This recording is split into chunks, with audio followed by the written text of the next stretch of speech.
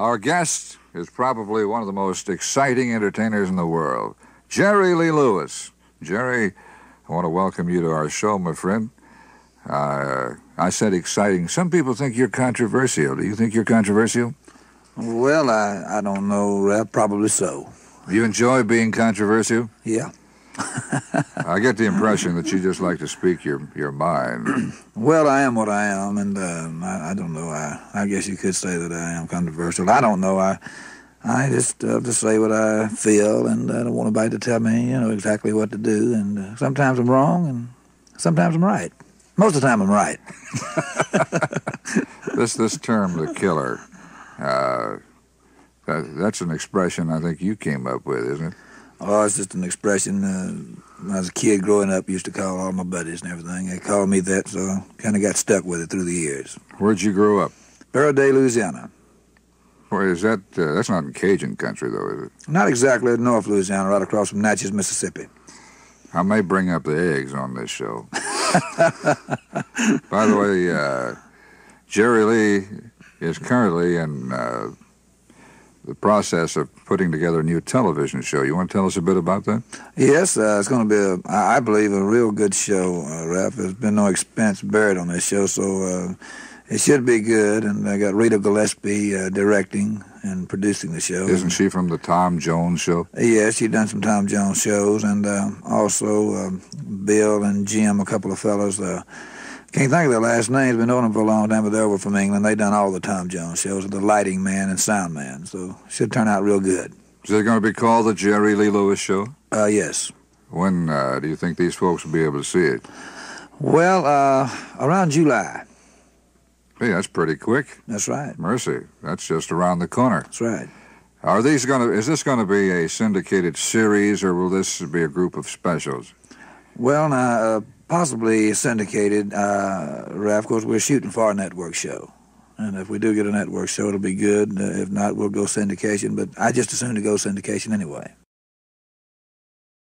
Jerry Lee, I know in Memphis a few years ago, when you first went there to record, you met a lot of people who at that time were new to you, but I'm sure they've become old friends of yours. People like Carl Perkins. What can you tell me about Carl Perkins? Well, Carl Perkins, to me, Ralph, is one of the finest guys in the world. I've done a lot of shows with Carl over the country years ago, and I don't know, he's always been a great talent. And, of course, his record, Blue Suede Shoes, is a standard in the rock field of music and country field of music, rhythm and blues field of music. And I don't know, Carl's a great talent. And as a matter of fact, he's on my TV show. He's going to do the show with right? us. That's great. Sure is, a guest. And you used to tour together in the early days? Right. We toured all over the country. Done my first tour with Johnny Cash, Carl Perkins, Sonny James, and Wanda Jackson. And I was getting $100 a day from Mr. Bamford. 30-day tour, I left home, I had $50 in my pocket, and I got back home, I had $25. So me and Carl had some pretty good times. Had to pay the dry cleaning bill and the hotel bill and all that. I thought I was really going to make something. Jerry Lee, I know you got a long, tall, pretty sister, Linda Gale. She's quite a talent, isn't she? Oh, yeah, Linda's got a great talent, Ralph. Sure has. You're kind of protective of little sis, aren't you? Yeah, I always introduce her on stage as my little sister from Louisiana, but she ain't so little anymore, She's a good girl. She, when you were kids, did the two of you do some singing together? Oh, yeah. Linda's she used to play the accordion and sing back when she was real small, growing up. And mostly in church or at an auditorium or a school auditorium or something. And I don't know, Linda's a fine person, and, she just does a splendid job, and she's just now starting back on the road with me again. Is she going to be a part of your television show? Yes, she will. Jerry, I know your mama meant a lot to you, and I'm sure sorry that she passed away recently. She was a driving force behind you, wasn't she? Yes, that's right, Ralph. Miss Mamie? That's right. Mama was a great lady, and we miss her very much, I guarantee you. And she used to come to your record sessions, things like that? Oh, yes. Mama with me, mostly all the time. And she could take the road better than I could. Did she sing? Oh, yeah, Mama was a good singer. Sure was. What I want you to mention here is that old piano. How'd you get that piano, the first one? Well, it was many years back, and I was about 8 years old. My mother and Dad mortgaged the old house and bought the piano for me in Monroe, Louisiana. They mortgaged the whole house just to get Jerry Lee a piano? Well, that's right. Sure did. Don't think they ever paid the mortgage off. What? How old were you? 8 years old. Didn't you tell me one time that you still have that piano? I still have it. Sure do. Is it kind of worn and tattered? Oh, yeah, there's a few holes in the keys, and we still got it. I wouldn't take anything for it. When you were an 8-year-old kid, what were you singing? Well, the first song I learned to play was Silent Night. Been rocking ever since. Well, after that, you went to the rock? Well, kind of blues-like, ventured a little bit. Mostly gospel music. We played mostly in church, and like I say, school auditoriums and assemblies, things like that. How long did you ask for that piano? You must have wanted that piano real bad. Didn't really think much about it. My mother just decided that I could play piano. And I said, well, I've never tried to play a piano in my life. It was kind of neat to me. I said, well, I'll try anything. Did you take lessons? No, I never did. You just play by ear? I taught myself. Well, you sure taught yourself how to rock. Jerry Lee, I hear a lot about you, and I rarely get to talk to you to confirm this or that. I hear that you hold a brown belt in karate, for instance. Nope. That's wrong. That's wrong. Did you ever take it? Only a yellow belt. No, I never did take karate. Yeah. I just throw a regular old country Sunday punch. Let me ask you, I would think, too, that you'd even worry about doing something like that. Are your fingers insured? Well, not exactly my fingers. Of course, if I get hurt or anything, I am insured.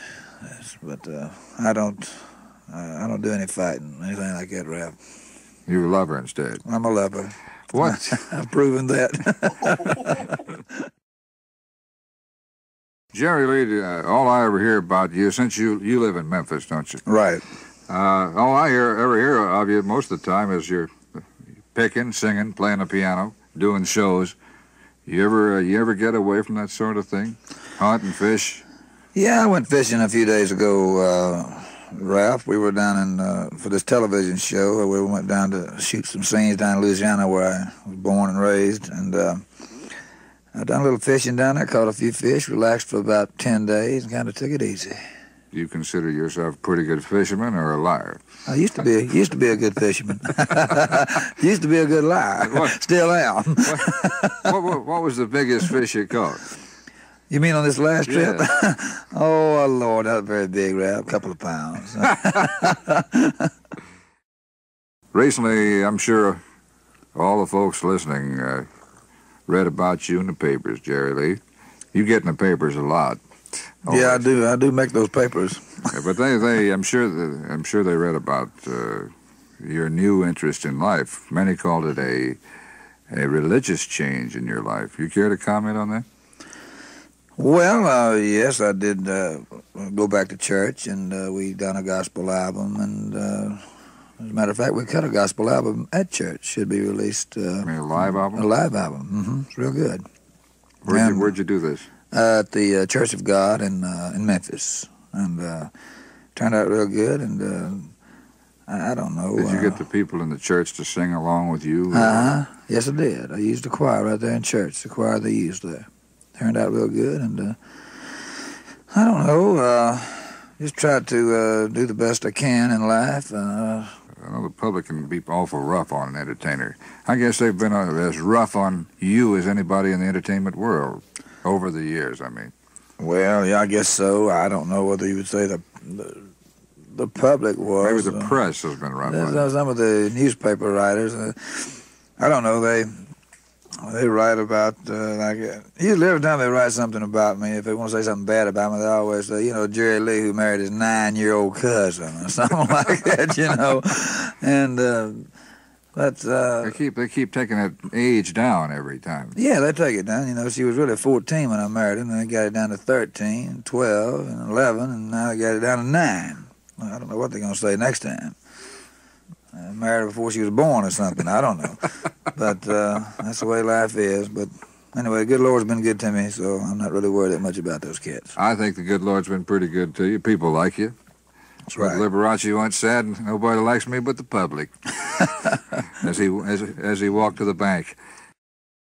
Our guest is Jerry Lee Lewis, and Jerry Lee, I may have mentioned to you, the first time I ever met Tom Jones, one of the first things he said to me was, "Where can I find Jerry Lee Lewis?" So I know he's always been a big fan of yours, and he mentioned that you were an influence on his singing. You pretty good friends? Oh, yes. Tom is a good friend of mine. Been knowing him for quite a while, and knew him in England back before he ever had a record out.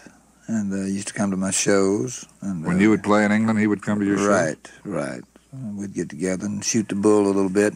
Tom's a fine person and a great talent. Well, I know you've appeared quite frequently on his shows in England. Yes, I've done his television show, and it was really a good show. As a matter of fact, I think it's one of the best television shows that we've done. Jerry, speaking of Jerry Lee Lewis, wasn't your first professional performance at an automobile dealership? That's right, Faraday, Louisiana. I believe I was around 13 years old. That's been a few years back, Ralph. Well, a couple anyway. This first time you ever got paid for singing? That's right. They took up a collection for me, you know. Pass the hat around type deal. Well, did you play the piano? Oh, yeah, I played all day. Man, we were having a ball. I picked up about $25, something like that, I don't know. How'd you get that job? Well, the man that run the Ford place, when the 1949 Fords first came out, and he had a band there that was playing, and they had a piano player, and they asked me would I get up and do a number, and I did, and the people started gathering around. First thing I knew, we had the whole town down there. So it worked out real well. Were you rocking little Jerry Lee then? That's right. I was singing, drinking wine, Spodiote, drinking wine. Jerry Lee, let's talk about the eggs for a minute. Eggs played a great role in your career, didn't they? Yeah, about 33 dozen of them. That's a lot of eggs. It sure was. How many how many hens did y'all have? Well, we had, Lord, I don't know, Rap. We had a whole flock of them.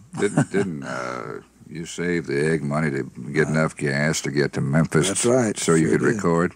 That's right. 33 dozen of eggs. Me and my dad took them out and sold them at the store and took the money and bought gasoline and went to Memphis and auditioned for Jack Clement, I believe it was. And was there enough egg money to buy gas to come back? Oh, yeah. Yeah, we had enough to get there and back, and we spent the night in a hotel you wouldn't believe. It cost about $1 for the room. We thought that was pretty good. On that first audition, did you have an appointment? Had they heard you before, or did you just walk in? No, we just walked in. What did they think of you? Well, it was pretty hard to get through, so they didn't want to listen to me. I said, well, you're going to listen. I have to go out to Sam Phillips' house and sit on his doorstep till he comes in, man. You know, you're going to hear me. And they finally decided I wasn't leaving until they heard me. How long did you take to convince them? Well, it took me about an hour. Did you have to do all the talking for yourself? Well, me and my dad did. We talked. It was blue in the face. Didn't look like we was getting too far, but I just refused to leave until they put me down on tape and listened to me a little bit. What did they think you were? A country singer, a rock singer, or a gospel singer, or what? I think they were kind of confused. I don't really knew exactly what I was, you know, what kind of singer I was. I told them, I said, I'll tell you one thing, I know I'm a hit. Hey, that everybody says that. What'd Jack Clement say to that? Well, he told me, he said, well, you're pretty good. He said, but I think I've done a whole lot of shaking going on for him. He said, I don't ever get it. Elvis has done wore all that stuff out. You're going to have to come out with something different. Did you write a whole lot of shaking? No, I wrote part of the talking part of it. Rap, it was about it. I don't think anybody really knows who wrote a lot of shaking going on. Jerry Lee, it doesn't sound like you ever get excited when you're doing a song like that. That you're free and easy and are not too rushed for time. Well, I am pretty free now, Ralph. I just got my divorce. Well, no, I was talking about in the recording studio. Excuse me. Sounded like your mood was mellow. Yeah, you're right. Kind of mellow. Jerry, I've often wondered what you do for a piano hopping around on these one-nighters. You carry a piano? No, pretty fortunate now, though, Ralph. They furnished me with real good pianos now. Used to, they didn't. So after I tore a few of them up. do people worry about you coming in and tearing up the piano if you're going to play there? Well, they know now that they have me a real nice grand piano to play that I'm not going to scratch it and hurt it. But if they got me a dog there, I'm going to beat it to the floor. When you get up on top of the piano and sing, I've seen you knock the stool back, and you're really feeling all this, aren't you? This is when you're really feeling the song. Oh, yeah. Get into it, Let it all hang out, so to speak, musically speaking. Yes, right. Take your coat off, that sort of thing. Oh, yeah, right. Get that old feeling, Did you ever get up on the top of the piano, get over close to the edge and almost fall off? I have fell off, but I just make it look like it was all an act. I had a piano that nearly turned over with me not too long ago. Funny thing. What was it, a three-legged piano? No, it was on a dolly, and I didn't know it. They pushed it out on a dolly, and I jumped up on it, one of these spin-it-type pianos that just tilted right over with me, and I had to ride it like a horse. Ride him, Jerry Lee. Jerry Lee, when you first went to Memphis to record, you ultimately met Johnny Cash. Do you recall the first time you met John? Yes, I do. The first time I met Johnny Cash was at Sun Studios. He was recording a session, Ralph, and back in 1956. And I don't remember exactly what he was recording, but it was a great thing for me to meet Johnny Cash. And as a matter of fact, I met Elvis Presley the same day. You guys really had a whole lot of talent there in one little studio, didn't you? That's right. It was good days. Did you ever make a record with Johnny Cash? Yeah, we made some records there once. Like this, there was I think they're unreleased, but weren't there some gospel records made with you and me and Johnny and Elvis and Carl? That's a pretty potent combination. Yeah. Why didn't they ever release them? Sam called it his $1 Million Quartet. What part did you sing? Well, I don't remember. I was singing lead, alto, or something. I imagine you probably lived through a lot of the frustrating times for these people who ultimately became giant singers. I mean, was everybody down there wondering if they were ever going to make it? Well, except you, of course. You knew you were going to make it. Well, I had hopes. But you already said I'm a hit. That's right. I told him. Johnny was already a pretty big star. Elvis was the #1 star at the time. And Carl had already had a big hit record. I was just trying to make it. You came along after them. Oh, yeah. That's right. I've always told them, a lot of people say, well, they asked me back when I got started and was going, how come you're not as big as Elvis Presley in the business? I said, well, wait a minute. He started 3 years before I did. Give me a chance. The other day, Jerry Lee, somebody asked me, who's the wildest, Jerry Reed or Jerry Lee Lewis? How would you handle a question like that? Well, I don't know. I would probably say that Jerry Reed is the wildest. I'm kind of cool myself. I never have seen him stand on top of his guitar and pick and sing. Well, I don't know. Jerry's a fine old boy. We've had some good times together. Knew him and his wife both years ago. We used to do a little jamboree across from Atlanta, Georgia there. And you used to work in Atlanta? Yeah, at West Point, Georgia, I believe. East Point, I'm sorry. We have some kind of point over there. Anyway. I wasn't aware of that. Were you, was this before the days of rockin' Jerry Lee? No, this was when I had a whole lot of shaking out. Jerry and his wife were kind of just kids, really. Mm. They used to wear cowboy outfits, and they come out on the stage and sang. It's been many years ago before they were even married. You were a kid, too, weren't you? That's right. Our guest is Jerry Lee Lewis, who's done a lot of things in his time, but, I've never read any stories about you or heard you mention any jobs you've ever had except singing. And oftentimes when you're reading the biography of an entertainer, he talks about this or that job he did before he got into the music business. Well, I never had many jobs. A little bit back when I was going to school, I used to work during the summer months, Ralph. That was about it, you know. Worked on a pipeline, pulling those pipes up in muddy Mississippi hills over there and a few things like that, but that didn't work out too good. I thought I'd go back to the piano.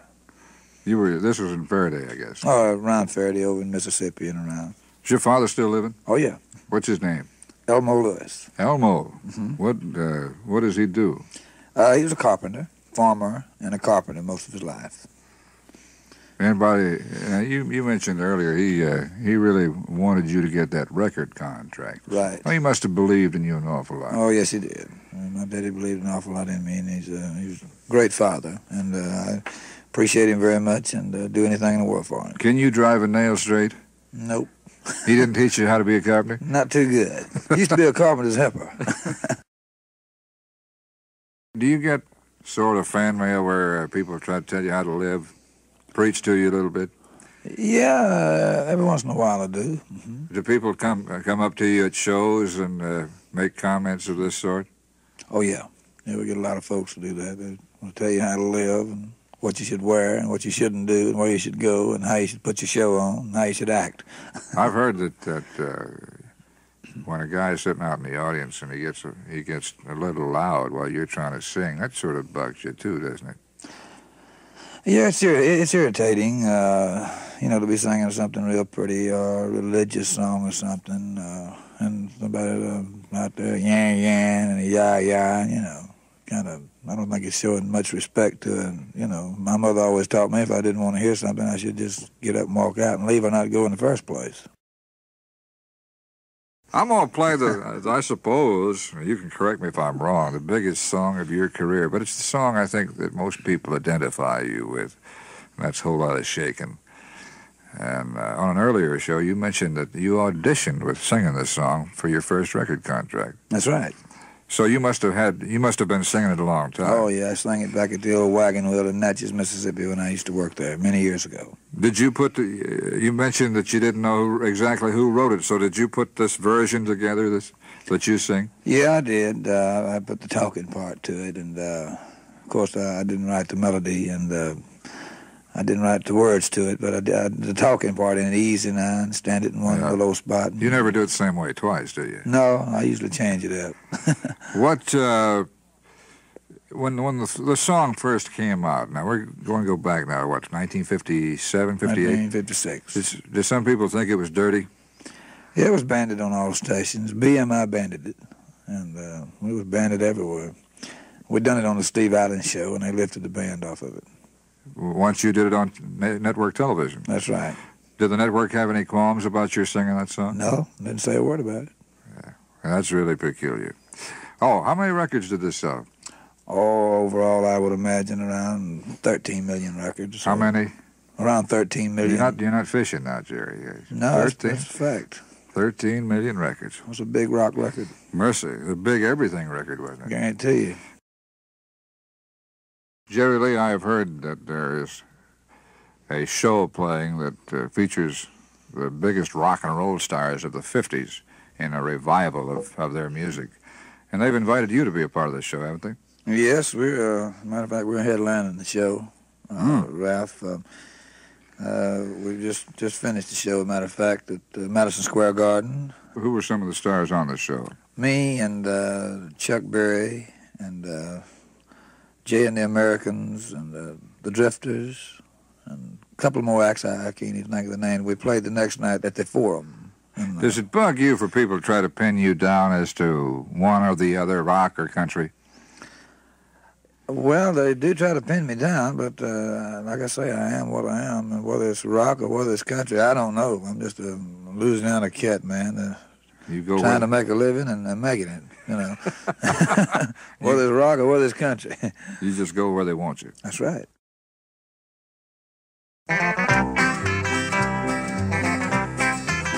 Well, Jerry Lee, I want to thank you very much for being our guest on the show. I've certainly had a ball, and I know the fans have loved it. Well, thank you very much, Ralph. It's been my pleasure, and God bless you and all the fans and everybody. This is Ralph Emery saying bye-bye for now.